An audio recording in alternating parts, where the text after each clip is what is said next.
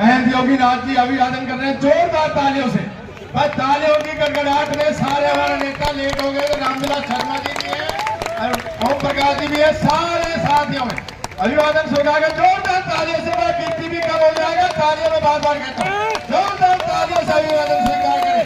आज हमारा सौभाग्य ऐसी महान हस्ती हमारे बीच में जिनका हमको इंतजार था, ऐसी महान शख्सियत, हिंदुस्तान की शख्सियत जिन्होंने पूरे हिंदुस्तान का नाम, पूरे वर्ल्ड में नाम रोशन किया, ऐसे हमारे उत्तर प्रदेश के मुख्यमंत्री योगी आदित्यनाथ, उनके साथ आपके लोकप्रिय नेता, हिंदुस्तान के अंदर मंत्री माननीय इंद्रजीत सिंह जी पधारे। जोरदार तालियों से गड़गड़ाहट से स्वागत करें। इस क्षेत्र में ये महाराणा प्रताप का इलाका है, ये अमर बाबा केदारनाथ का इलाका, दुश्मनों का नाश करने के लिए हमारे बीच में योगी आदित्यनाथ जी हमारे बीच में पधारे। भारतीय जनता पार्टी के विकास और लोक कल्याणकारी योजनाओं का वह सौगात है जो प्रधानमंत्री मोदी जी ने कहा था। सबका साथ और सबके विकास के भाव के साथ जिन मुद्दों को लेकर के मोदी जी आगे बढ़े थे, आज उसी का परिणाम है ये। और इसीलिए आज हम सब आपसे कहने के लिए आए हैं, बहनों और भाइयों, जहां समृद्धि है, जहां सुशासन है, वहां विरासत का भी सम्मान हो पाता है। विरासत, हमारी पूर्वजों की विरासत क्या है? याद करिए, होना तो ये चाहिए था कि अयोध्या में राम मंदिर का निर्माण हो सकता है कि मुगलों के समय मुगलों ने राम मंदिर तोड़ा, उस समय नहीं होता। अंग्रेजों के समय हो सकता है कि अंग्रेज फूट डालो राजकलों की नीति पर कार्य कर रहे थे, लेकिन स्वतंत्र भारत में तो हो सकता था, 1947 में हो सकता था। कांग्रेस ने नहीं करने दिया, नहीं आने दिया। ये लोग नहीं होने देना चाहते थे, रोडेट करना चाहते थे। जो कार्य 60 वर्ष में नहीं हो पाया, 65 वर्षों में ये लोग नहीं कर पाए।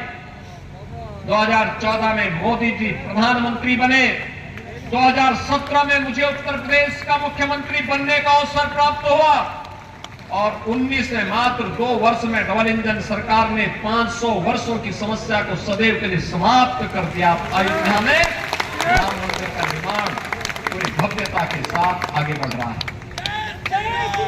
और यही नहीं, कांग्रेस के समय में, बहनों और भाइयों सोचिए, कांग्रेस के समय में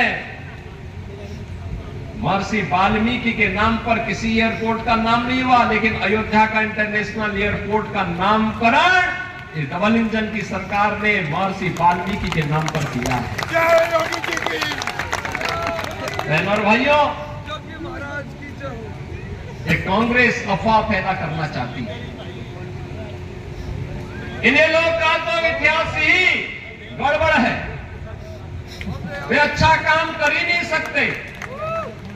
और दिल्ली में झाड़ू लगाने वाले लोग, उन्होंने दिल्ली को कितनी गंदगी का ढेर में बदल दिया है, वो आम आदमी पार्टी की गिनती भी किसी से छुपे हुए नहीं है।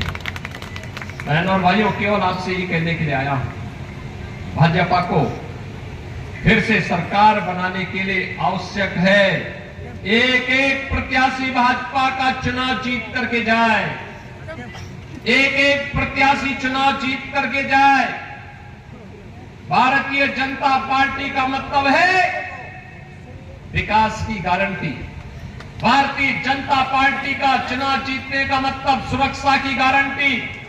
भारतीय जनता पार्टी का चुनाव जीतने का मतलब है भारत के मानबिंदुओं की पुनर्स्थापना का कार्य। आज आप काशी जाएंगे, काशी विश्वनाथ धाम दिखेगा।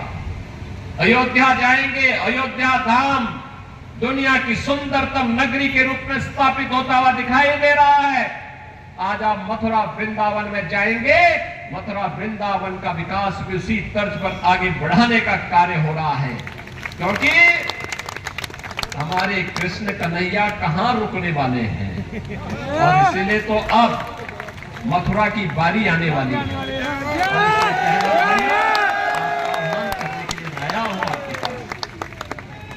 अटेली में एक समृद्ध विरासत को आगे बढ़ाने का एक अवसर आपके पास है। समृद्ध विरासत, जिन्होंने हरियाणा के लिए अपना योगदान दिया, हरियाणा के विकास में योगदान दिया।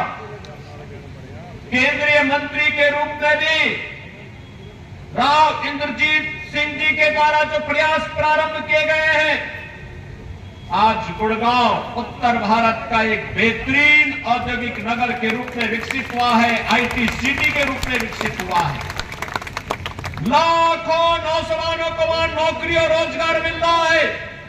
नए नए स्टार्टअप स्थापित करने का एक अवसर प्राप्त हो रहा है। विकास और विरासत की इस प्रक्रिया को आगे बढ़ाने के लिए अटेली में भी प्रक्रिया को चुनाव जिता के भेजना है। भेजेंगे सुश्री आरपी सिंह राव को भारी बहुमत से विजयी बना के भेजेंगे। कमल खिलेगा यहाँ पे, खिलाएंगे। तो फिर मेरे साथ बोलेंगे, भारत माता की